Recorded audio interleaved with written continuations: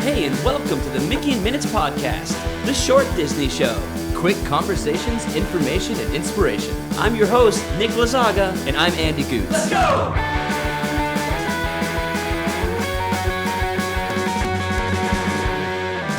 Hey, what's going on, Andrew? Nicholas, we are back for round 2. Yes, more things that we love about Disney's Hollywood studios. Yeah, man. Have you been keeping track of what number we're on? Not at all. How about you? No. I think that was a good stopping point. I think we're just going to pick it back up and just keep talking about this park that we love, man. Sounds good. What do you got for us? Awesome. So I just want to kick things off today with one that's really special and really important, and that's One Man's Dream. That's it's like a museum exhibit that they have. It's just all about Walt Disney's life. And it tells the story of, from his childhood all the way up, till the end of his life and beyond. There's always some sort of like cool model at the end. Like I remember when it was Galaxy's Edge, the model for Galaxy's Edge, and they had like the model of like the cruise ships and stuff. What I really like is they show the earliest renditions of how they did the multi-pane animation. Multi-plane camera.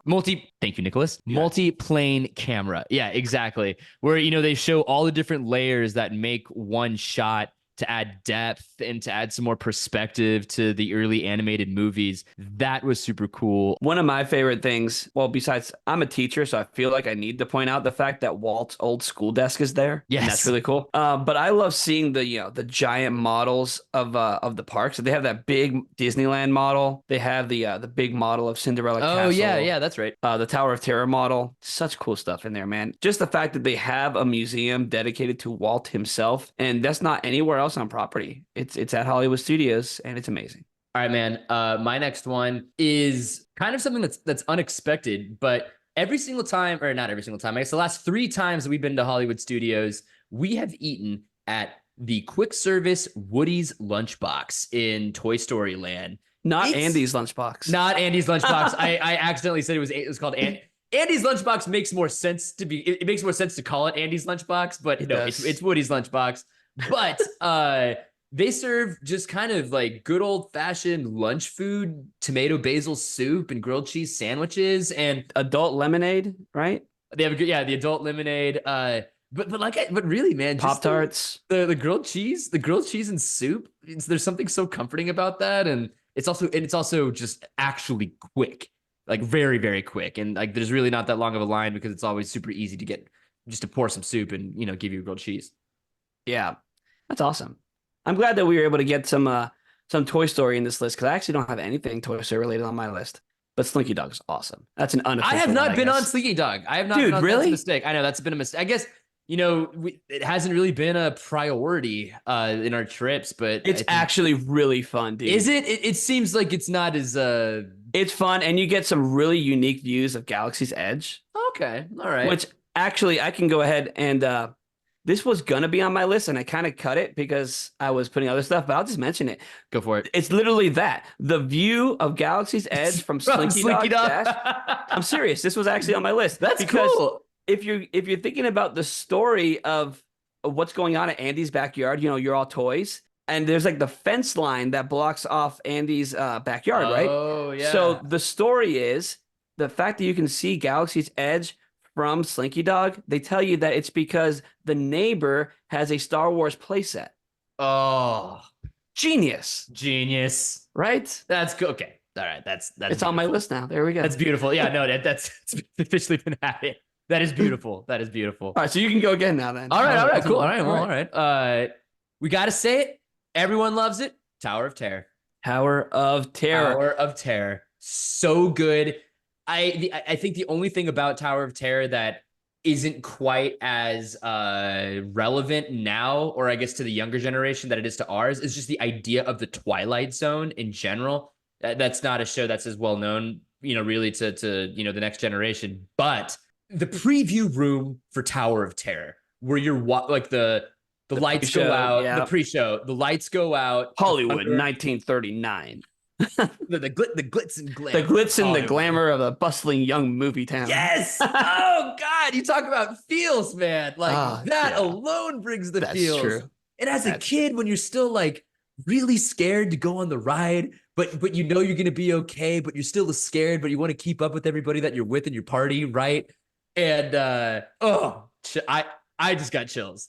So Tower of Terror, something about Tower of Terror is actually on my list, but I'm just gonna say a random, like weird claim to fame that I have is that I actually did chicken out of Tower of Terror Oh, when I you was a little did? kid. Oh. And but my claim to fame is that I actually rode a real elevator in Tower of Terror because the way you get out of the boiler room is you have to ride an elevator.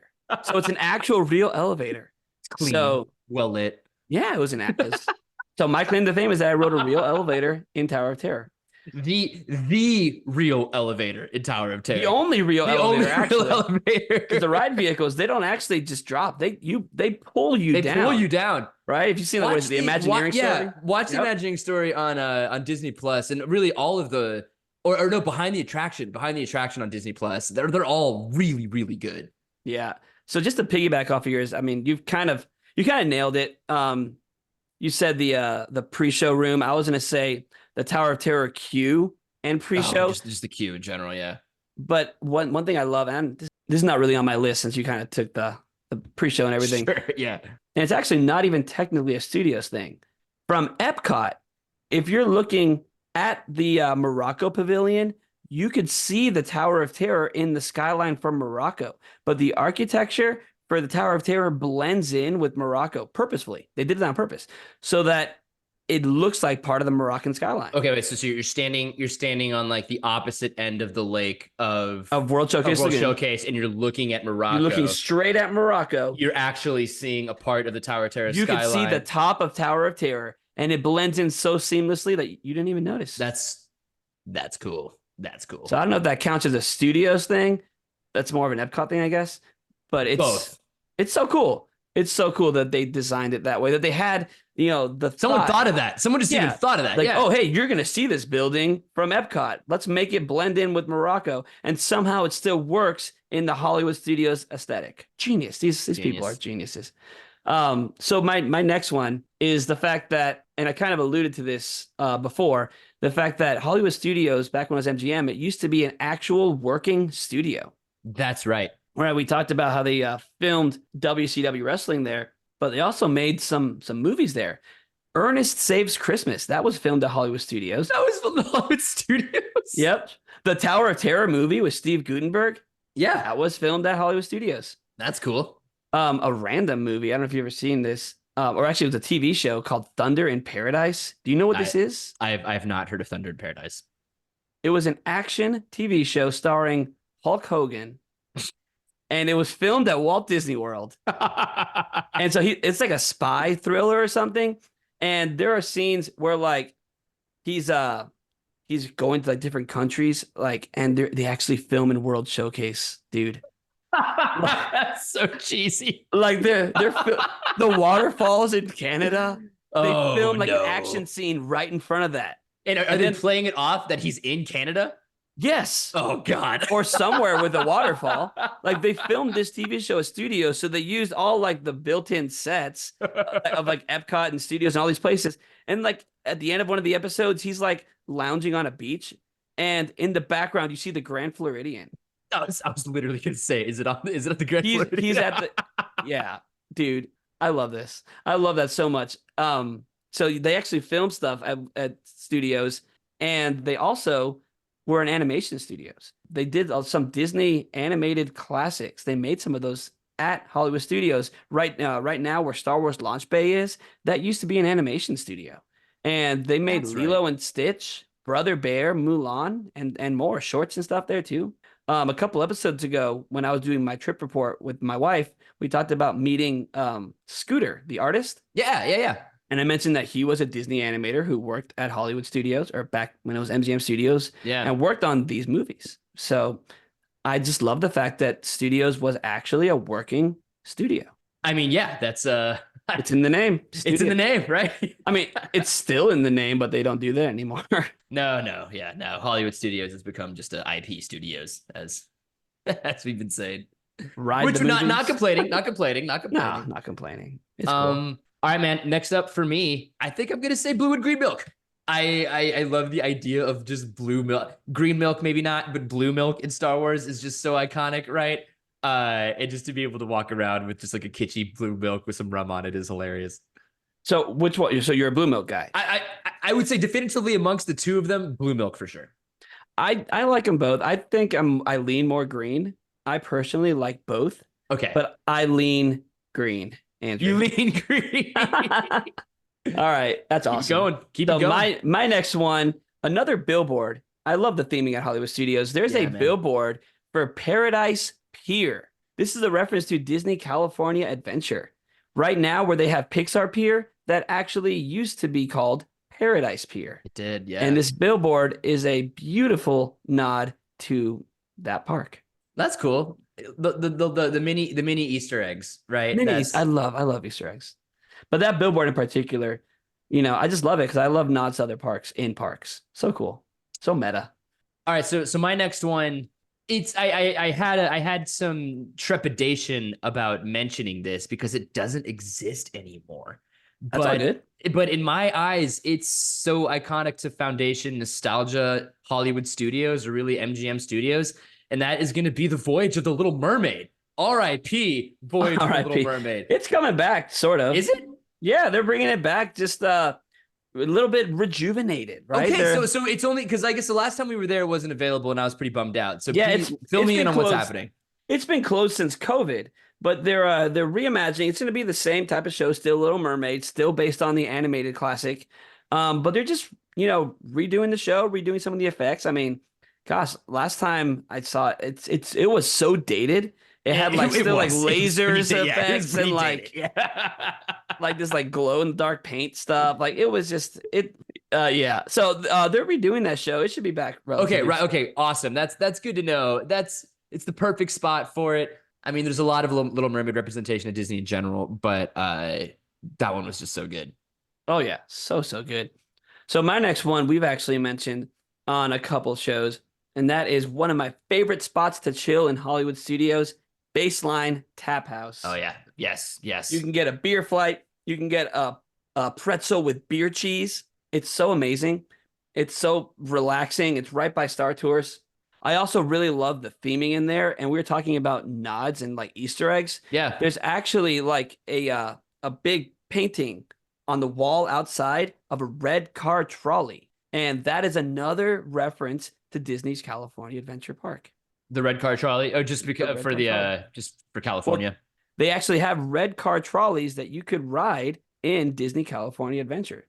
They do? They do, man. It stops. I'm trying to think. It used to take you all the way to Tower of Terror, but now that that's Guardians of the Galaxy, it kind of stops a little bit before that. When they redid the front of Disney California Adventure, they added the red car trolleys that you could actually ride, and it takes you towards the back of the park. That's cool. I guess I just haven't really noticed that the last few times I've been, but I'll keep an eye out the next time. All right, dude. Next one coming up. A little bit of an older attraction, and there's been a lot of not controversy, but discussion on what the future of this ride is. I think you know what I'm gonna say. Rock and Roller Coaster, man. One of the only like proper. I take that back. With the addition of like Guardians of the Galaxy, there's been more and more proper roller coasters in Disney World in general. But like from a standpoint of like I guess it's really comparable to the Incredicoaster at Pixar Pier. That like with the really quick starting from 0 to 60. It does the loops. It has Aerosmith playing in the background. But Nick, what's you've been telling me a little bit about, I guess, kind of like what the rumor mill is saying about, I guess, just the contract with Aerosmith and what the future of that ride is. What's going on? The contract with Aerosmith will run out, right? Yeah. And so the most recent rumor that I heard, and this is already kind of dated, was Muppets Mayhem. Yes. Yes. I'm not sure if that's going to happen. Oh, I will tell you no. I'll tell you what my opinion is and what Okay. I feel like just the Disney fandom is screaming for. Ooh, what? Powerline. Oh, yeah, man. Powerline is coming back. I was going to save this for our inevitable Goofy movie episode. It's coming, everyone. Don't worry. It is We'll be doing coming. a Goofy movie episode. We promise. But yes, imagine that, man. A Powerline themed coaster. You can keep the same ride vehicles. You can even keep the same street signs and all Everything. that imagery. just have the pre-show with Powerline. You can hear Goofy like screaming during the ride because whatever's happening, and you just hear Eye to Eye blaring down the roller. Oh my goodness, Andrew, we need this. We'll talk more about this eventually. Yep. Goofy movie episode coming soon. So my next one is it's the fact that something that was there isn't there anymore. Andrew, do you remember that giant Sorcerer Mickey hat that sat in the middle of the park? And that was celebrating another milestone for Hollywood, or was it for Disney World in general? That was celebrating a Walt Disney specific milestone. That was the 100 years of magic celebration. It was celebrating Walt Disney's 100th birthday. Cool. And so they put this structure up. This structure actually was going to be in the front of the park, like before the entrance. Yeah. And it was going to house One Man's Dream. And there was actually going to be like Ferris wheels that were going to be the ears. That was the original concept for this. But they ended up downsizing it, putting it in the middle of the park, which blocked the view of the Chinese theater completely, destroying all the sight lines and the buildup of walking down Hollywood Boulevard. Yeah. It kind of killed that whole like story of being in old Hollywood. Yeah. They put like a pin trader underneath it. And that was there from September 28th, 2001. It didn't get taken down until January 7th, 2015, man. It was there for way longer. It was supposed to be a temporary structure. It was there for a really long time. I have a lot of photos in front of that as a kid growing up, and it was really cool. But, as an adult, I just really appreciate the theming and the aesthetic of Hollywood Studios. And I just love that it's not there anymore. And you have this amazing walk down Hollywood Boulevard with the Chinese theater glowing in front of you. And it's picture perfect now. All right. Next item up for business for me. I'm going to say something about Hollywood Studios merch shopping. The Hollywood Studios merch, and because it's associated with movies, is my favorite merch. You can always find a little bit of like the more movie collabs at Hollywood Studios. And I guess also too, I guess this kind of comes into play, which is also my love of the Muppets. The Muppets used to have its own store, like when you get done with Muppets. Dude, 3D. I remember that. It was so but they cool. don't have it anymore. That is RIP. But just that, man, just having a bunch of hilarious Muppet memorabilia that's also like tied to like spoofing movies. The kid in me loves that, and I also love wearing just hilarious, ironic T-shirts that only certain people understand. And you can find a lot of that at Hollywood Studios. Gosh, there would have been more Muppets, man. They were going to do the Great Muppet Movie Ride. Did you ever see the concept art for this? No, but I'm upset that it's not a thing. It was the Muppets parodying the Great Movie Ride. Yeah, we should have had this, man. Well, Jim Henson passed away. Muppet Vision 3D was like one of the last things he ever worked on. So all the other Muppet stuff that was planned never got made. Bummer, man. Bummer. Big missed opportunity. Oh, yeah. So my next one is stage shows. You kind of touched on this with Little Mermaid, but I want to take a step further, and I want to just talk about the legacy of stage shows at Hollywood Studios. Good point. Beauty and the Beast has been there pretty much since the movie premiered. Like the Beauty and the Beast stage show premiered the same day as the movie, and it's been there literally ever since. That's cool. But growing up, my favorite stage show at Hollywood Studios was the Hunchback of Notre Dame show. I forgot about that one. I was obsessed with this when I was a kid. I loved it. That Alan Menken soundtrack. Chef kiss. So what are all the stage shows? We have Beauty and the Beast. They have the Frozen Ever After. Yeah, we have Frozen now. This is going to go Fantasmic. I was gonna say that was gonna go into another one. Fantasmic. Let's make that its own one. Let's make that its own. Fantastic. Let's jump into it. Fantasmic. I think we share this one, Andrew. Yeah. It's so good. It's the greatest. I wouldn't even call it a stage show though. That's why I had it separate. It's a production. Disney calls it a nighttime spectacular. There it is. Yeah, that's the phrase that Disney uses. And absolutely, it's the most spectacular thing. It's the best nighttime spectacular in any of the parks right now. I mean, it's up against Happily Ever After. This is better. Sorry, it's better than the Epcot show that I gave a pretty poor review of on a few episodes ago. But what makes this so good is that it combines the live actors, it combines the water screens, it combines fire. You have the full size Maleficent dragon, the robot dragon, costume characters, So good, man. real life princesses, And just the life. score, the original score written for this is just incredible. Like again, that's one of the things that just makes me feel like just feel something for Hollywood Studios. Hollywood Studios has always been one of my favorite parks, and partially because of Fantasmic. That score alone, and just, Mickey and some imagination, huh? Like that Yeah. whole thing. Dude, it's incredible. And it's great It's too. They keep updating it, and as new great IP comes in, right? Because like Fantasmic has been around long before Moana and Anna and Elsa and Frozen, but now Yeah, they're a they part of the just did an show. update. Yep. Yeah, yeah. Now they're a part of the show, and Pocahontas hung around for a very long time. All right, so let me jump into another one here, man. And that's we've kind of talked about this area already with Baseline Tap House and stuff, but Grand Avenue, just that whole the whole section of the area. park, and the fact that that is the remnants of Streets of America, which is another thing we talked about earlier in the show when they talked about how they were filming stuff back there. But Hmm. Streets of America, they had like New York Street back there, and there was all these just gigantic facades and like fake backdrops that looked like you were on city streets. And it was the coolest thing. They used to do the Osborne family spectacle of dancing lights back there for Christmas time. Yeah. But just walking back there and feeling like you're on a movie set was always like the coolest thing. And the fact that when they redid so much of this park to put in Toy Story Land and Galaxy's Edge and all this stuff, the fact that they even kept just some of that just Hmm. means the world to me Yeah, man. as an MGM Studios fan. The fact that you can still see some of the facades from Streets of America, and now it leads to Baseline Tap House, which is one of my favorite spots. And I just love that still there. That piece of Hollywood Studios history is still there. It's so great. Love that, man. Next one for me. You could kind of argue that it's not technically Hollywood Studios, but it's a huge factor for me. And that is the Disney Skyliner stop that takes you to the Hollywood Studios.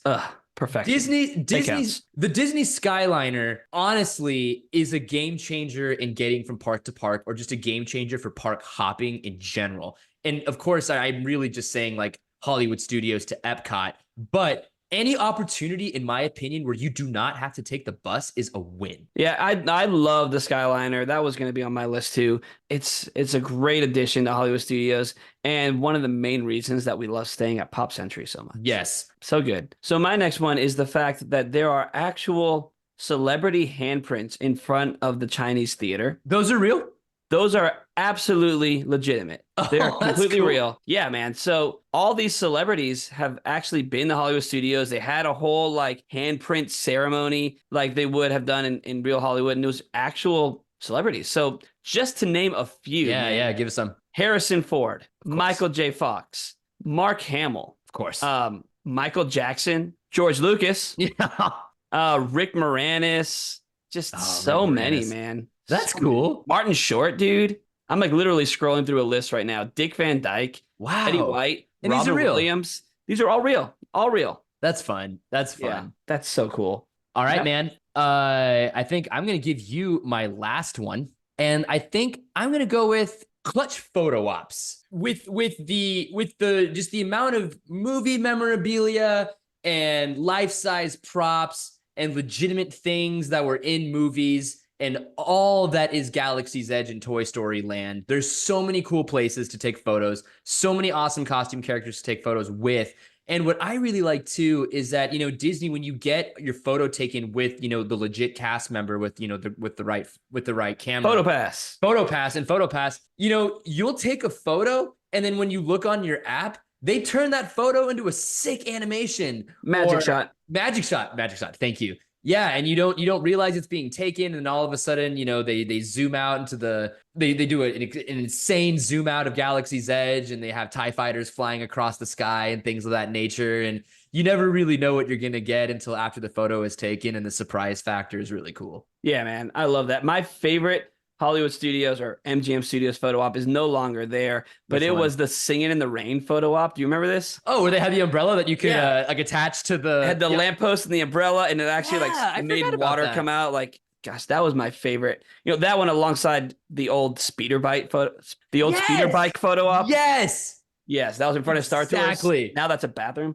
But yeah, some But that was really great iconic. photo ops. I agree. So I guess this is the last one here. So I'm going to end it with one that's I think we can both agree on as just kind of summing up Hollywood studios. Give it to me. That is Hollywood studios at night. Oh, All the neon signs are lit up. You're walking down Hollywood Boulevard, heading towards the Chinese Theater, or you're walking down Sunset Boulevard, heading towards the Tower of Terror, the Hollywood Tower Hotel. The way that the park just lights up, the background music, you're hearing soundtracks to some of your favorite movies. Just so much classic Hollywood music and just experiencing the ambiance. It's magic. I think that just sums up what Hollywood Studios is, man. And I cannot say it any better than Michael Eisner. It's a place where illusion and reality are fused together. It's a Hollywood that never was and always will be. beautiful, man. I think that that was the perfect one to end on. For the listeners, guys, here's your question. If you were going to add just one more thing to our list, something that you love about Hollywood Studios, what would it be? Please let us know in a DM or leave us a comment on Instagram. Leave us a review or something on Apple or Spotify. We want to hear from you. Let's keep this conversation going. Thank you to everybody for getting us to where we're at with our subscribers.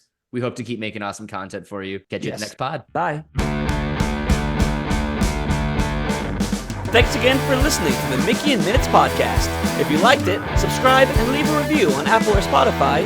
Follow us on Instagram at Mickey and Minutes and check out mickeyandminutes.weebly.com for show notes and exclusive content.